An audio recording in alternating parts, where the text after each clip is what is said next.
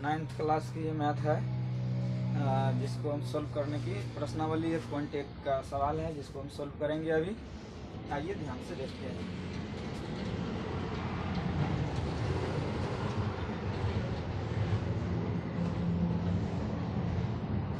यहाँ देखिए, कह रहा है कि 1 नंबर में कहा जा रहा है क्या शून्य एक परिमेय संख्या है। क्या शून्य एक परिमेय संख्या है? क्या इसे आप P बाय Q के रूप में लिख सकते हैं? तो जी, P बाय Q की बात किया जा रहा है। P बाय Q और कहता है शून्य, तो हम P बाय Q के रूप में लिख सकते हैं। सही बात है, क्यों नहीं लिख सकते भाई। 0/1, 0/2, 0/-1, 0/-2 लिख सकते हैं, क्योंकि इसका हमें परिणाम 0 आता है।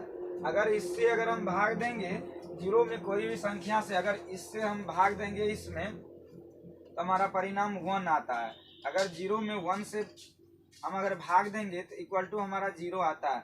लेकिन यही बात अगर सवाल में कहीं ऐसा पूछे, क्या कोई संख्या है, मान लीजिए कोई संख्या है हमारे पास 1 और इससे 0 से इसमें भागा दिया जा रहा है, भाग किया जा रहा है, क्या परिणाम आएगा? नहीं आएगा, इसमें परिणाम नहीं आएगा। इसीलिए अगर हम इससे अगर इस संख्या में भागा देते हैं तो हमारे पास क्या आता है? इन्फिनिटिव आता है, यानी कुछ नहीं मान आएगा, दिखाएगा नहीं। अगर आपके पास कैलकुलेटर है, मोबाइल कैलकुलेटर जो भी है, उससे अगर आप दे सकते हैं तो देखिएगा, 1 में अगर 0 से भाग दीजिए, चाहे यानी कोई भी संख्या में 0 से भाग दीजिए, नहीं कुछ नहीं मान आएगा, दिखाएगा ही नहीं।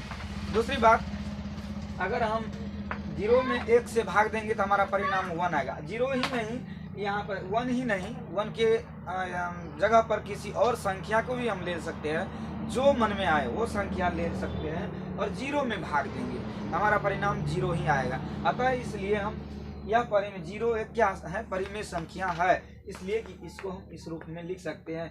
मेरे पास P है बाय Q इस फॉर्म में आ गया। अच्छा, किसी को ये भी मतलब ऐसा बुझाते रहता है कि आखिर हम P बाय Q ही क्यों लेते हैं। ये चर राशि है हमारे ABCD का, P बाय Q, इसका कोई अपना मान नहीं होता है। इसके लिए हमने इसके जगह पर हमने X और Y भी रख सकते हैं, A और B भी रख सकते हैं ना, MN कुछ भी रख सकते हैं, हमारी मर्जी है, इसका कोई अपना मान नहीं होता है। दूसरे सवाल है कि 2 नंबर में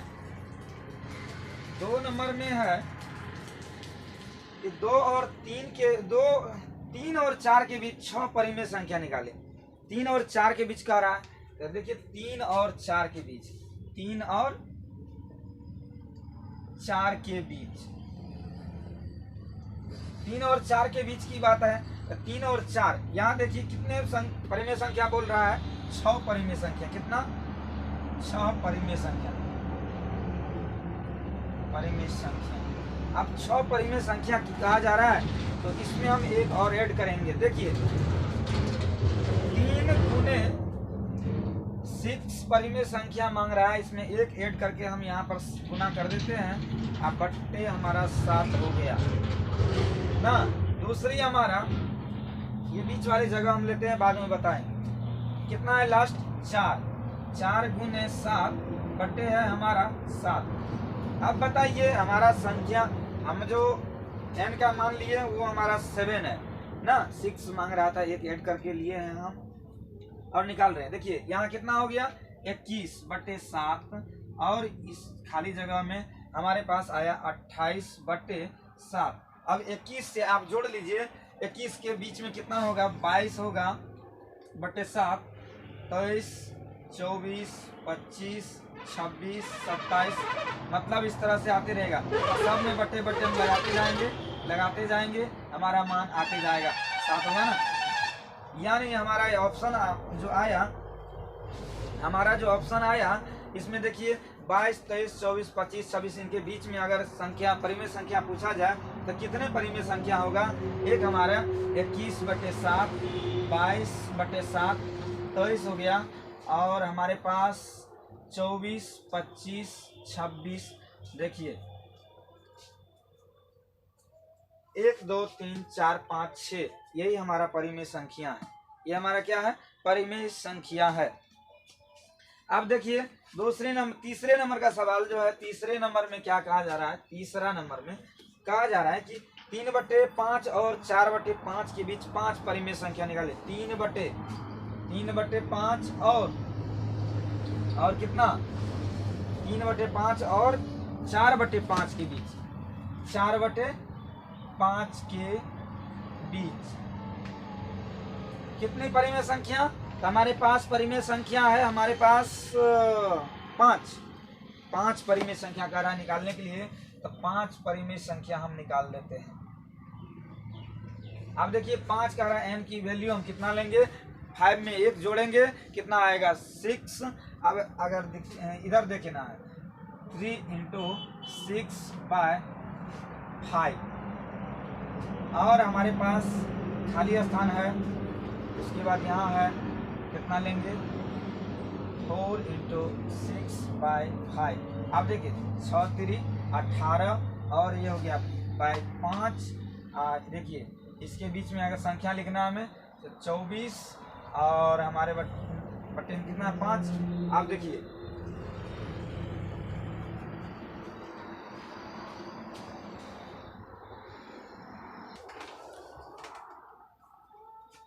चलो यहाँ देखो, तो हमने क्या किया? अच्छा, इसमें जो है हमको गुना तो यहाँ भी करना है ना 6 से, गुना यहाँ भी करना है 6 से। तो हमारे पास आ गया 6 5 30 ना, यहाँ पर गुना 6 से, यहाँ भी गुना 6 से। हमने देखा है कि यहाँ पर आपको सवाल हम बताए थे कि हमारे पास कोई संख्या था, उसमें हम क्या किए थे? 6 परिमेय संख्या मांगा, उसमें 1 ऐड करके गुना किए। अगर ऊपर किए तो नीचे भी करना पड़ेगा। इसी तरीका से यहाँ भी हमने क्या किया? हमारे पास हो गया 18/30 ना, और हमारे पास इधर आ गया 24/30। तो अब यहाँ से देखते हैं हम लोग, 18 के बाद हमारे पास कितने? 5 ना चाहिए। 18 1 हो गया 19 20 21 22 23/30, सब में बटे 30 लगा दो भाई। अब हमारे पास आ गया परिमेय संख्या। हम देखिए 1 2 3 1 2 3 4 5 6 कितना परिमेय संख्या? अगर कोई बोले कि दो संख्याओं के बीच में कितनी परिमेय संख्या है, तो हम बोलेंगे अनंत परिमेय संख्याएं हैं, जिसका गिनती नहीं कर सकते हैं। क्योंकि अगर परिमेय संख्या हम यहाँ पर हम देते हैं कोई संख्या, मान लो क्या हमारे पास 1 और 3 के बीच बोल दें, तो क्या 1 के बाद 2 होगा, उसके बाद 2.2 नहीं लिख सकते हैं? 2.3 2.4 या 2.005 ये भी लिख सकते हैं। धीरे धीरे बढ़ाएंगे तो इस तरीका से हमने क्या किया? किसी भी संख्या को 0.0002 ऐसा भी लिख सकते हैं। धीरे धीरे बढ़ाएंगे 0.00, अब हो गया 99, अब 99 से हो गया, तब इसके बाद बढ़ेगा, बढ़ते जाएगा। तो ऐसे इसीलिए हम कहेंगे कि अगर दो संख्याओं के बीच में बोले कितनी परिमेय संख्या हो सकती है, तो हम बोलेंगे अनंत परिमेय संख्या हो सकती है ना।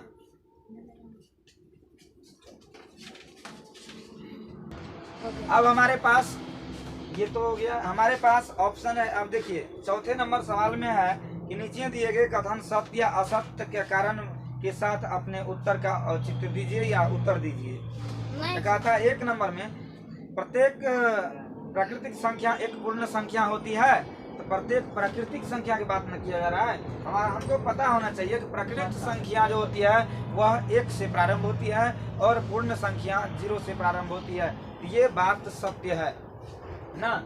अब देखो, अब कह रहा है कि पूर्ण संख्या 0 1 2 3 4 इस टाइप से, प्राकृतिक संख्या 1 2 3 4 से। भाई तो इसमें अंतर क्या है? कुछ अंतर नहीं है, इसलिए यह सत्य होगा ना। अगर दूसरी बात कहा जा रहा है कि प्रत्येक पूर्णांक एक पूर्ण संख्या है, पूर्णांक एक पूर्ण कैसे हो सकता है? हमारे पास एक बात समझने वाला है एक बात समझने वाला है कि हमारे पास कहता है कि प्रत्येक पूर्णांक जो है पूर्ण संख्या है। अब पूर्णांक कैसे पूर्ण संख्या होगा? तो यहाँ देखिए पूर्णांक हमारे पास है एक पूर्णांक 1/2। तो अब इसको 2 एकंग 2 1 कितना 2 1 बट्टे 2 3 बट्टे 2। अब कह रहा है कि पूर्ण संख्या है। अच्छा पूर्ण संख्या हमारे पास जैसे मान लिए 1 2 3 4 5, ये कभी इसके बराबर होगा, ये पूर्ण मान कभी नहीं आएगा क्योंकि 1.5 आएगा, ये इस तरह से आता है, तो इसलिए यह असत्य हो जाएगा। अच्छा हम कल्पना करते हैं 1 और -1 ये दोनों बराबर है, नहीं है बराबर, इसीलिए हम कहेंगे यह असत्य है। अगर अब तीसरे नंबर के सवाल क्या कह रहा है, प्रत्येक परिमेय संख्या एक पूर्ण संख्या होती है। जरूरी नहीं है कि प्रत्येक परिमेय संख्या पूर्ण संख्या होगी ना, प्रत्येक परिमेय संख्या पूर्ण संख्या नहीं होती है। जैसे अगर हमें 3/4 दे दिया जाए या हम पूर्ण संख्या ऐसे मानेंगे, 0/1 दे दिया जाए, अगर इसी में 1/0 दे दिया जाए, अगर हमारे पास 4/3 दे दिया जाए तो हम क्या करेंगे? तो ये हमारे पास कहीं ना कहीं इक्वल नहीं है और पूरा हमको क्या हो रहा है, भाग नहीं लग रहा है। इसीलिए हमने यहाँ पर क्या किया है कि ये कहेंगे असत्य है, ये बात सत्य नहीं है कि प्रत्येक पूर्ण संख्या परिमेय संख्या होती है। ठीक, अब बात आ रहा है यहाँ पर कि अब परिमेय संख्या याद रहेगा या नहीं रहेगा। तो परिमेय संख्या याद रहे या ना रहे, उसके लिए हमने कहा कि हमारे पास ऑप्शन है, उस तरीका से हम समझ सकते हैं कि परिमेय संख्या है या नहीं है। जैसे हमारे पास √1 √2